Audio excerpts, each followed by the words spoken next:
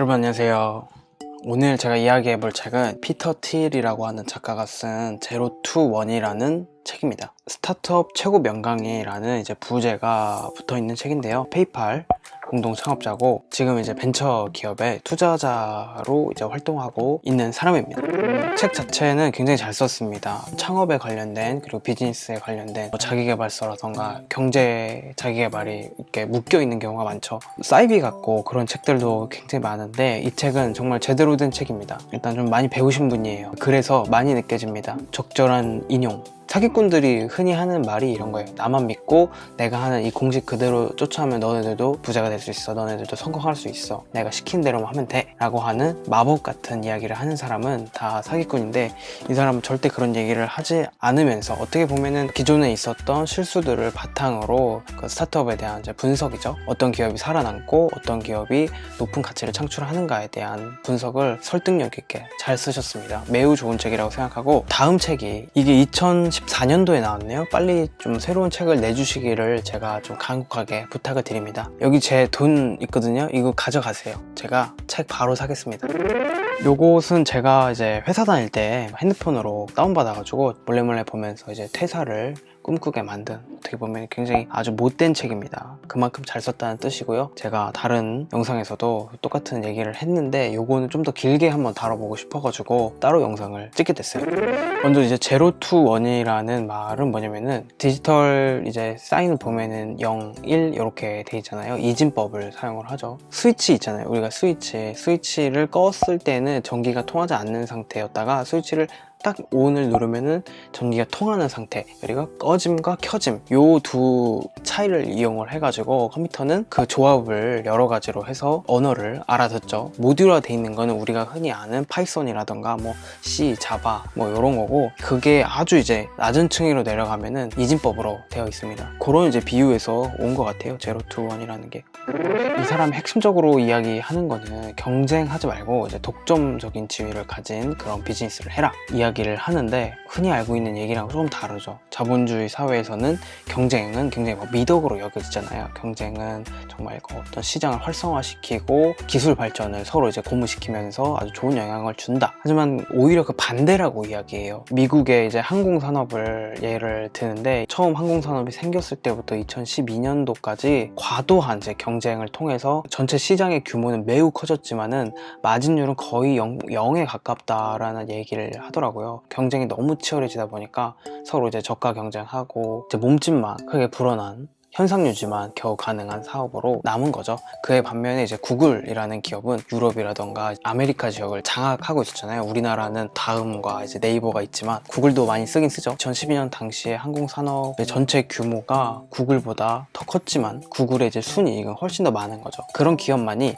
미래를 대비할 새로운 기술 개발, 투자, 그리고 인수합병을 통해서 자신들이 기획하지 못한 새로운 사업들을 흡수하면서 점점 더 큰 기업으로 성장할 수 있다는 거죠. 근데 경쟁이 너무 급급하면은 현상 유지하는 데만 급급하다가 사라진다라는 이야기를 하고 있습니다. 그런데 왜 우리는 경쟁에 대해서 이렇게 찬양을 하고 이렇게 좋게 생각을 하냐? 피터 틸이라는 사람은 우리가 이제 경쟁에 익숙해져 있기 때문이라고 얘기를 해요. 우리가 학교에서 배우는 게 그거잖아요. 그 대학에 들어가면은 너의 인생이 보장될 거야 라는 그런 말. 실제로 대학을 졸업하고 이제 직장에 들어가면은 그렇지 않다라는 걸 알지만 그때는 이미 너무 늦었어요. 내가 그때까지 그런 치열한 경쟁 속에서 살아오면서 그런 경쟁이 너무 익숙해졌고, 내가 들인 노력에 비해서 아주 높은 경쟁을 감수하면서 얻은 이 직장을 포기하기란 너무너무 힘든 거죠. 그래서 직장 생활이 내가 힘든 줄 알지만은 벗어날 수 없는 감옥처럼 느껴진다. 이 작가의 이렇게 주변 지인들도 그런 말을 한다고 하더라고요.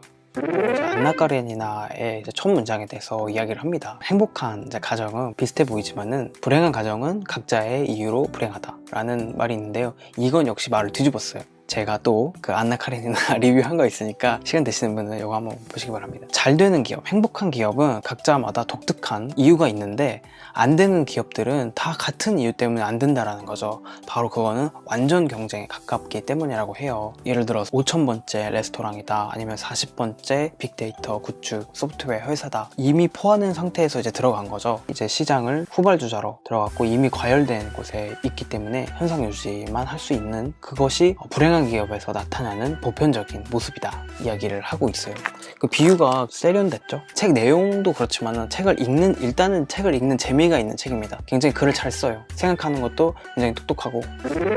그러면은 사업을 이제 시작하는 사람들이 어떻게 하면 이제 독점을 할 수 있느냐라는 생각을 할 수 있겠는데요. 이미 너무 많은 이제 기업들이 있고 대기업들도 있고, 내가 거기서 그 시장에서 비비고 들어가서 내가 어떻게 독점적인 지위를 가질 수 있느냐, 그것은 작은 사업부터 이제 시작을 하라는 이야기를 하고 있어요. 남들이 생각하지 않는 그런 아주 작은 분야를 선점을 해서 그 시장을 독점하라라는 이야기를 하고 있습니다. 또 독점이라는 말이 상대적으로 나쁜 독점이 있고 상대적으로 덜 나쁜 독점이 있다라고 해요. 예전에 이렇게 중세 시대에는 연평균 성장률이 거의 제로에 가깝습니다. 0.3% 이 정도 수준이기 때문에 시장의 파이가 매년 일정한 거예요. 부자가 될 수 있는 방법은 남의 것을 뺏는 방법밖에 없습니다. 전쟁을 통해서 다른 민족을 약탈을 해온다, 아니면은 그 마을 안에서 부자가 된다라는 것은 악면 높은 사람이 된다라는 뜻이죠. 남의 것을 약탈해야지만 가능하니까. 산업혁명이 이제 도래하고 이제 탐험가들이 새로운 땅을 개척을 하면서 새로운 비즈니스를 시작을 한 거죠. 그 전에는 유럽이라는 폐쇄적인 그 시장이었다면은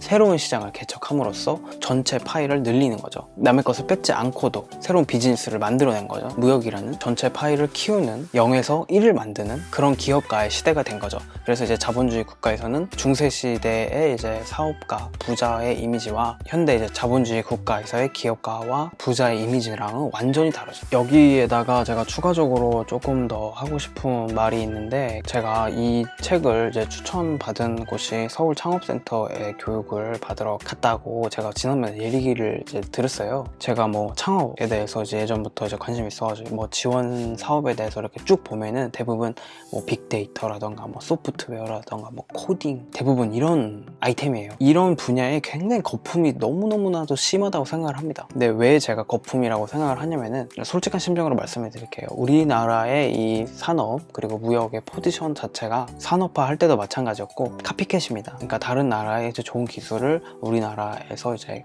커스터마이징 해가지고 파는 그런 역할을 이제 해서 성장을 해왔는데, 그럴 수밖에 없었던 이유가 몇 가지 있어요. 우리나라가 이제 자원이 없고, 그 다음에 인구수가 굉장히 적습니다. 때문에 뭔가 이제 제품을 만들고 그것을 테스트하고, 브랜드라는 거는 많은 사람이 써줄수록 그 가치를 훨씬 더 많이 인정을 받아요. 근데 우리나라는 어떤 제품, 어떤 소프트웨어 서비스가 나온다고 하더라도 아주 빠른 시간 내에 한국에서 막 열광적으로 쓴다고 해볼게요. 만약에 인스타그램이 우리나라에서 터졌습니다. 그게 다른 나라한테 과연 접목이 될까? 중국이라던가 뭐 미국이라던가 가서 흥행을 할 확률이 적죠. 하지만 미국이나 중국에서 만든 소프트웨어가 굉장히 많은 사람들의 데이터를 기반으로 이제 피드백을 이뤄내면서 2차, 3차 정보들을 계속해서 생산해내잖아요. 속도를 그 인구수가 적으면 따라잡을 수가 없습니다. 이용자들이 만들어내는 이제 위치라던가 그 이용자 정보, 그리고 이용자들이 어떤 이미지라던가 데이터를 만들어내는 그 정보 자체가 다 돈이에요. 그것들을 기업들이 분석을 해서 이제 마케팅이라던가 그것을 다른 이제 비즈니스에 활용을 할 수 있는 건데, 우리나라는 양 자체가 너무 적은 거죠.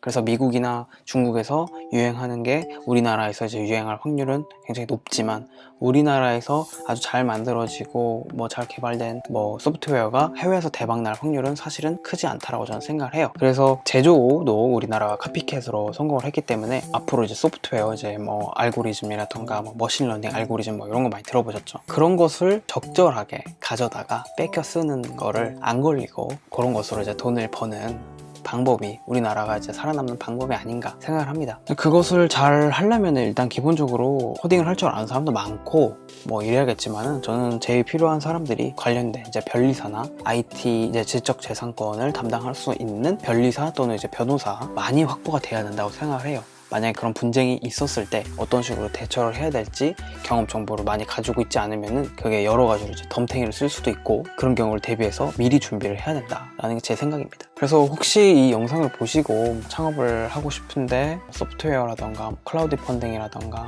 뭐 블록체인이라던가 뭐 이런 얘기 있잖아요. 이미 이제 트렌드가 돼버린 그런 말들에 뛰어든다라는 것은 약간 좀 피하시는 게 좋다라고 요 피터 틸 요 사람이 이야기를 했습니다. 이미 어떤 개념이 트렌드가 될 정도가 되면은 이미 거기 이제 고인물이라는 거죠. 거품이 낄 확률이 높다라는 말을 하고 있어요. 그러면은 반대로 또 이런 문제가 생기죠. 굉장히 미래에 가치 있을 만한 그런 아이디어지만은 그것을 설명할 만한 마땅한 단어가 없는 거예요. 크라우딩 펀딩을 정말 90년대 초반에 그 설명을 한다고 해보세요. 마땅한 단어를 자기가 개발을 했다고 하더라도 다른 사람이 그 말을 모르니까 전달하는데 굉장히 어려움이 있었겠죠. 그거와 마찬가지로 지금 굉장히 좋은 기술이 있고 복합적인 이런 정보가 나왔다 하더라도 그것을 가지고 이제 투자자들한테 설명을 해서 돈을 얻어내기란 정말 어려울 거란 말이죠. 그래서 이 사람은 작은 사업, 투자금을 어차피 많이 받을 수 없는 그런 사업이기 때문에 작은 사업을 시작해라, 이런 식으로 처음에 성공을 해서 초기 자본금을 모으기 물론 너무나도 어렵지만 자본금을 모은 다음에는 그 다음부터 그 사람은 투자자를 유치하는데 자기가 원하는 사업 같은 것을 설명하는데 조금 더 신뢰성을 받겠다. 앨런 머스크 같은 경우에 그렇죠. 처음에는 자신이 전혀 알지 못했던 이런 페이팔 금융거래 서비스를 그때 이제 인터넷 강풍이 불 때 시작을 해서 성공을 했죠. 그 다음에 한 게 이제 우주, 이제 스페이스X, 전기차 같은, 자신이 어렸을 때 SF 공상 만화를 보면서 이런 것을 만들고 싶다라고 생각했던 것을 했죠. 그 페이팔을 하지 않고 그 사람이 투자를 받으려고 했다라면 무조건 실패했을 거란 말이죠. 그걸 성공했기 때문에 투자 기획이 먹혀 들어갔던 거죠. 그래서 일단 작게 창업을 해서 독점한 뒤에 이제 성공을 해라. 창업을 준비하지 않으시더라도 교양서로 읽어도 훌륭한 책이라고 생각을 합니다. 어떤 카테고리에 이렇게 분류할 수 없는 그런 책이에요. 관심이 있으시다면 꼭 한번 읽어보시길 바라겠습니다. 제가 오늘 준비한 내용은 여기까지고 다음에 또 다른 리뷰로 찾아오겠습니다. 안녕.